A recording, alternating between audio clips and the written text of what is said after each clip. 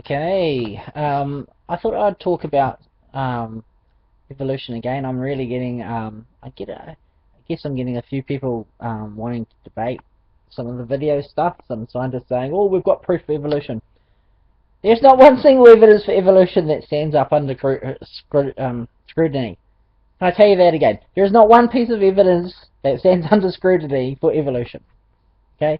If you've bothered to study, you'll know that. If you're dishonest, then you don't, or maybe ignorant, you don't know that. But there's not one piece. Not one piece. I can't find one piece. Evolutionists go on and on about the evidence and the evidence. Oh, the overwhelming, compelling evidence. One piece of evidence. Not one. Okay? I've done my homework. There's none. None. It's easy. Easy. There's none. Okay. Used to be junk DNA. Oh no, that was debunked in 2005. Oh, the great hope of evolution gone. Oh, how sad. Called vestigial DNA. Well, it's not vestigial anymore. Vestigial organs, remember that one? No, the doctors used to operate on people based on evolutionary concepts of vestigial organs.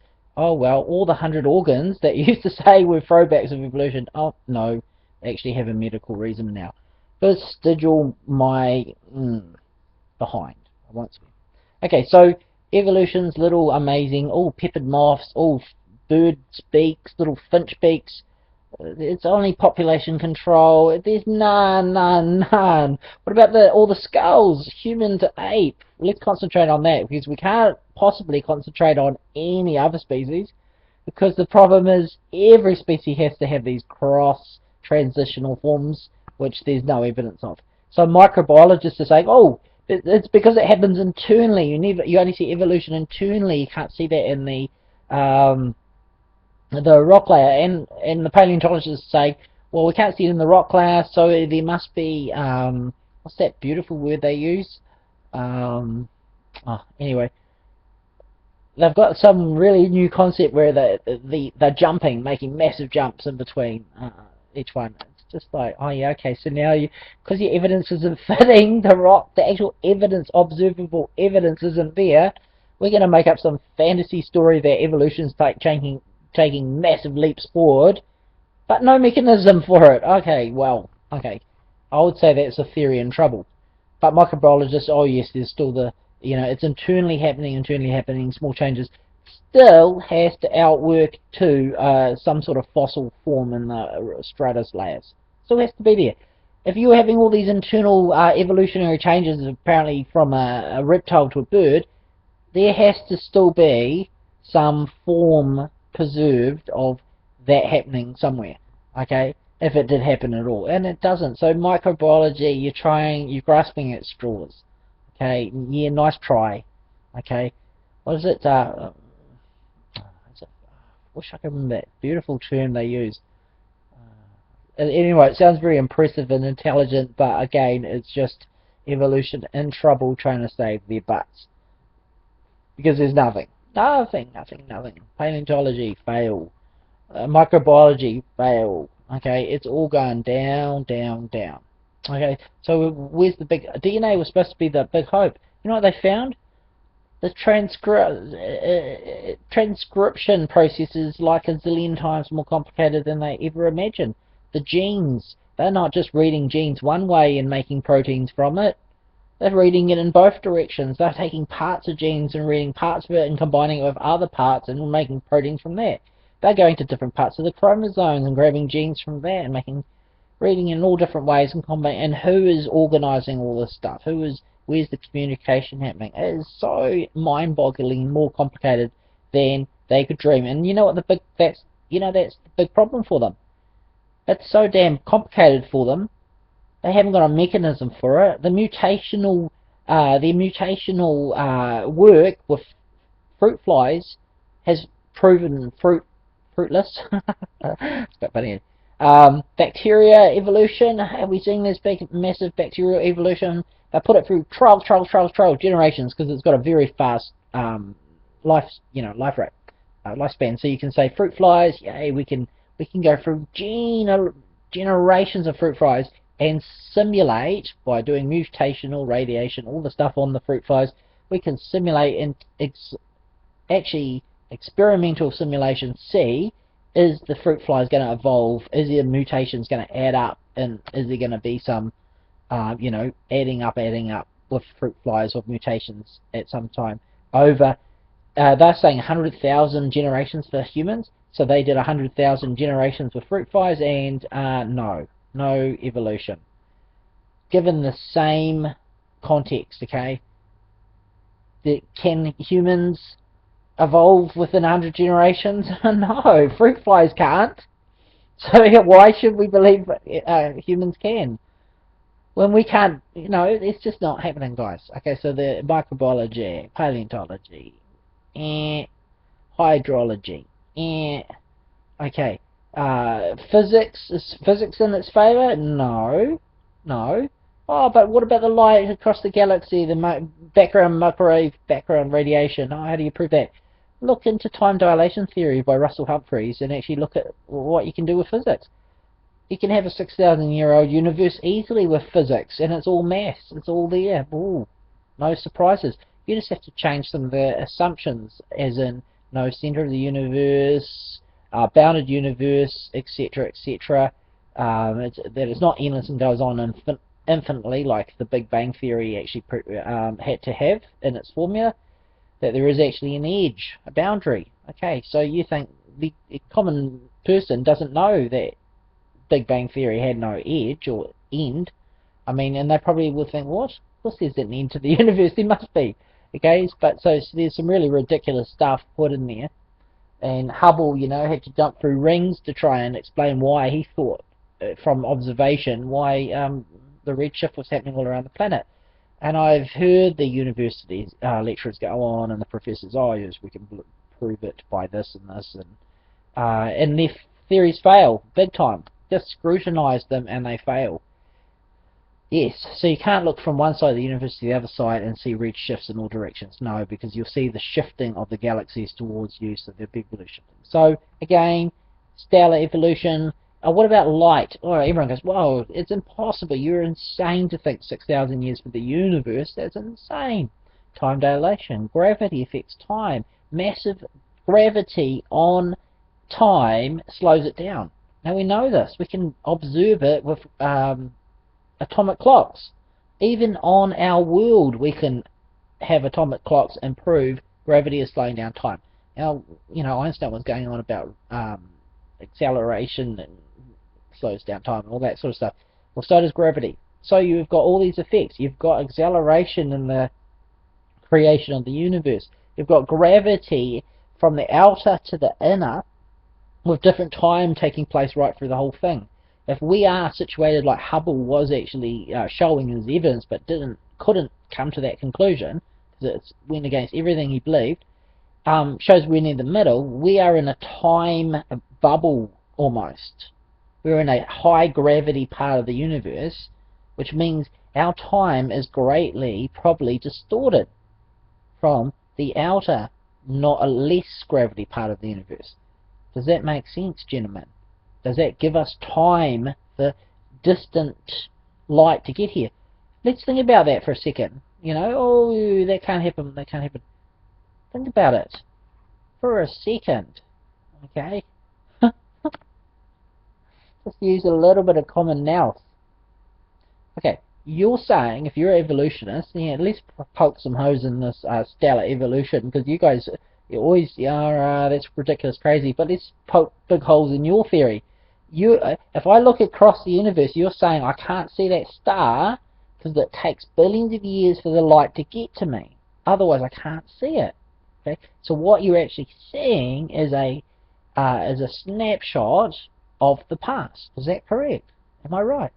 You're seeing not what the current galaxy looks like, but a snapshot of the light that's travelled across the universe. That's what you're seeing. Okay, that's what you're saying. So if we're looking through the most powerful telescopes, and I'm looking at the furthest part we can reach, and that's supposed to be billions of years away, okay, then, and it's supposed to be, what, where are these young, was it looking back 12 billion years, or 15 billion years? where is the evolution of those galaxies then? Why are they fully formed galaxies if we're looking back 12 billion years? Why are they still fully formed that we're seeing the light of them? Oh, I bet no one pointed that out. Your evolution concept, everything is stuffed. And I think it's marvelous. Your physics works against you. Your whole theory is kaput. Okay, it's pretty damn, straightforward. Nah, does not fit your model at all. But let's go back to biology, because that's really what gets up my goat. Oh yes, we're mutating. Now let's take just the human genome, okay, and all the amazing complexity they found, and let's do a little bit of calculation. So 100 generations apparently for humans to evolve, and we've got like, 25,000, or was it 22,000 genes, okay, that have to happen. And they'll run the experiments with fruit flies and nothing's evolving with 100,000 generations. Oops. Okay, so nothing works in its favour of evolution at this point. But is there enough time for all the mutations to happen? No. You're talking about mutations having to happen really quickly, like within years of each other. You haven't got time. There's no time for your actual theory to happen. Even when you give yourself these exaggerated dates of billions of years, you still run mathematically into a brick wall. No time. And you guys think you guys have got science. You guys think you have it down pat. Okay. Now let's have a look at what the age of the actual Earth. Let's have a look at you. You guys say, oh no, there is no God, so it's a molten planet, it's cooling, and there's radioactive substances. Because, there's a guy who actually did calculate the mass of the Earth, the cooling, what would it help? Kelvin, Lord Kelvin. And he says, oh, it's about 20 to 40 million. Now Darwin goes, oh, he's a real problem, that guy, Lord Kelvin, because he's giving us heaps of trouble. His mathematics is impeccable, and no one challenges him. He's right. So he was stuffing evolution, saying, well, if we work out the calculations, it doesn't fit your evolution. You can't have the whole planet evolving and doing everything in 20 million years. But this doesn't happen. But so then they came and, oh yes, the radioactive substances in the Earth, we'll keep it nice and hot, and let's buffer out that. So like 4.5 billion years, let's buffer it out. That will give us an imaginary time that we need. But again, as I said, the mutations just in the humans to do it, not enough time, let alone all the species across the entire planet to happen within that time frame. Nah, not going to happen. There isn't enough. You're talking about creatures evolving all the time. we don't see it. We don't see it. In one lifetime, we don't see it. So again, fail. Evolution, fail on the evidence. Okay. So age of the Earth. Yeah, that's what I was talking about. So molten state, 20 million. So they put in some radioactive, and we do all that. No science really put into dating at all. No science put in there. Just we need time, we desperately need time because we look like idiots. Okay? The theory, the whole thing about the princess kissing the frog, turning into a prince, it's starting to look like that a little bit. Our science is starting to look like fairy tales for adults. Okay, yeah, because, again, it's a religion, it's a faith, it's a belief, the presupposition that you're coming with and using your observations and interpreting it through your belief system. Okay, the evidence looks exactly the same. If I look at a fossil, I see a fossil. If you look at a fossil, you see a fossil. You say, oh, that's millions of years old, and I say, oh, that's thousands of years old. We're interpreting it through our frameworks and worldviews. That's it. And you're trying to fit the evidence to fit your worldview, and that's it. And your worldview is a naturalistic one. I've had spiritual experiences. I know your naturalistic answers are not the full story, are wrong. Evolution tried to come along to try and prove there isn't God. I know there is a God. You guys are you're light years behind me. I don't even have to be a great professor of anything, and I'm still light years ahead of your scientific knowledge. You guys who believe in evolution, light years ahead of your understanding. Okay, that's great.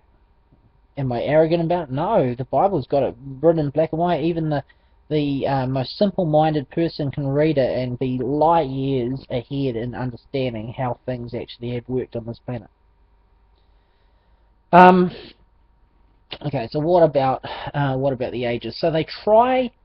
Okay, so what happens if God did create the granite in instant formation of the planet? What if he did that? Did he leave any evidence behind saying that's how he did it? He actually did, and we can actually measure it scientifically. It is observable. The fingerprints of God are actually on the planet, where we can say, yes, there is proof for instant creation. There is proof for an instant creation. That's actually shockingly easy. The granite. Okay, get some molten substances out of the earth and cool it. Now, your model says it was all molten, it cooled, and it turned into the granite and all that, and the sedimentary layer, that's a whole big, that's just another buzz. Anyway, just work with the granite, the Earth's foundational rocks. Can you get it to make granite by cooling that rock? Nah, can't be done in a lab. No science lab can do it. Your science labs of evolution cannot even make granite from the molten rock, and that's your whole model depends on it for planetary evolution. You can't do it. That's a bit astonishing that no scientists have actually noticed that. You honestly walk with blinders on and you don't see that? Okay. Oh yes, it's very, very easy to do. No, you can't do it. Everyone just says it's easy, but no one can do it. It's all just, easy, easy, easy. Where's the proof that you can do it? You can't.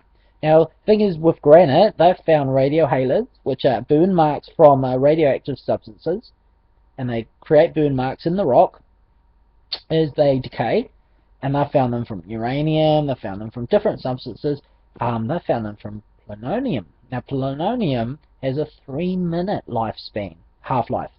3-minute half-life. Okay, you haven't got very long to get a burn mark in that rock, and then it's gone ski. It can't form, halos can't form when the rock is cooling, when it's heated, still heated. So it's molten or anything like that. So it can only form when it's solid. So what is the issue here? What is the issue? What am I getting at? If you see plutonium halos in granite, you have a major dilemma. Wow. 3-minute half-lives that can't form in a molten state found in a granite. How is that possible if you're saying it took millions or billions of years for the granite to cool? By the way, remember, you can't get molten granite from molten. So, no evidence there anyway. But, okay, where's your answers? So, what evolutionists, this is a big, big issue, because it seems like instant creation of granite, which implies instant creation has to be creation. Okay? Unless you're going to do another singularity of all the granite on the Earth. Yeah, I mean, I wouldn't be actually surprised that you don't come up with bollocks answers like that, because you've come up with such amazing answers that are so far-fetched, it is unbelievable. So who knows? Maybe that's the answer for you. We'll just say another singularity created all the granite. A singularity here, magic again, magic of science. Okay. Yeah, so we've got because, hey, you realize there's a singularity in the creation of the universe when the Big Bang with you guys. And then there's a singularity again that pops up with the creation of life into a simple cell, which isn't simple. Every cell is more complicated than a city. A city with plumbing, electricity, everything, all its communication, transportation. The cell is too incredible to even go into. And your body's making 1 trillion hemoglobin cells per what? Second. Okay? And you and your evolution is unbelievable. Eh? It just blows my mind how flippin' far in the dark ages you guys are. So anyway, the yeah, so we get the singularity magic of evolution again has to occur for the apparent primordial soup. Remember again, the best labs on the planet with the greatest scientific advancements cannot make a cell from materials. They can't do it. But your magic, evolution magic, has to make one. Okay, so you've got the singularity again. Now, the hope of many is saying aliens put us here. Aliens put the first life form and then it evolved. Aliens did it. Aliens did it. We'll believe in aliens. There's our save. Yay, no God. Aliens did it. You're not helping yourself. Because if you can't prove evolution here on planet Earth, you can't prove it anywhere else. Didn't happen here. It didn't happen on planet X or Y or Z. Which means if it's impossible on Earth, it's impossible there. There are no damn aliens, okay? They don't exist. If evolution can't happen, it can't happen anywhere. Alright? So, yeah, you can't fall back on all the aliens put us here. That way we can't come up with our magic cellular evolution problem. Okay? So you're stuffed. Again, can't you see the big problems? Oh, we can't come up with good answers for where the matter of all the whole entire universe comes from. We can't come up with where the how a life can come from non-life, spontaneous generation. Oh, we're stuck there. Okay, it's getting worse and worse. We can't come up with how all the mutations, even though we do scientific experiments, how they actually create new information in a cell. But we can go, yeah, that's right, retroviruses. There's our answer. Yeah, but you can't get retroviruses by spontaneous generation. You're not helping yourself, okay? But retroviruses, they could be the answer. Yeah, they can come into the human. They can put information into the human gene and plant themselves in there.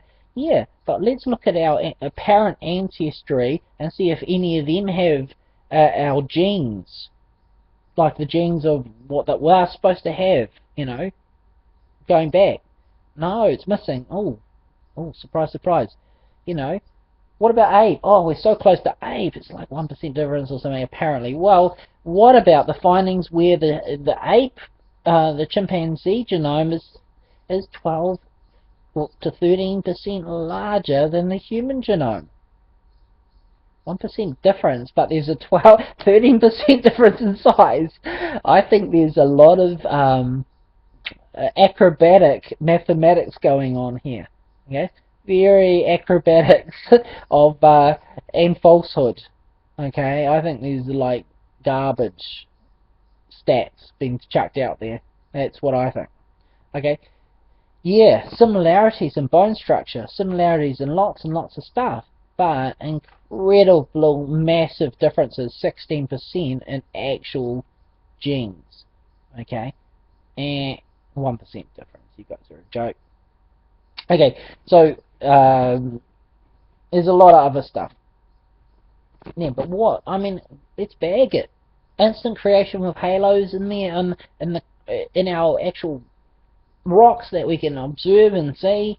And what do you guys got? You've got a cooling planet theory where the dates don't add up, and we have to chuck in. Oh, we've got to chuck in lots of radiation to try and buffer our heat loss. We then have problems that the actual cooling state doesn't produce granite when we do actually have that problem. So how do we get the granite? How do we get granite? Stumbling around. You've got sedimentary layers with gaps of hundreds of million years missing, and they're saying, well, in that part it was all erosion, but there's no sign of erosion. There's actually sign of rapid burial of layer after layer after layer. The sedimentary layers themselves do not have any evidence of age. You have issues with issues, gentlemen. And you call yourself scientists.